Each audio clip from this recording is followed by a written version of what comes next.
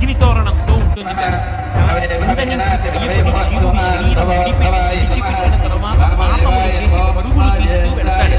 అలా వెళ్ళవలసిన అవసరం లేకుండా కార్తీక పౌర్ణమి నాడు ఎవడు శపథం చేసి స్వార్థంతో కేవలం పాపములు చేయకుండా ఇక పైన 10 మంది గురించి ఆలోచించి సమాజం గురించి ఆలోచించి అందరూ నా అన్నదమ్ములు అక్క చెల్లెళ్ళన్న భావనతో త్రికరణ శుద్ధిగా బ్రతుకుతానని కోరుకుంటాడో అటువంటి వాడి పాపములు తొలగతోసి నేను అండగా ఉండి అక్కడ దూరవలసిన జ్వాలాతోరణానికి బదులుగా ఇక్కడ జ్వాలాతోరణం కింద నేను అండగా ఉండి నిన్ను తీసుకొస్తున్నాను.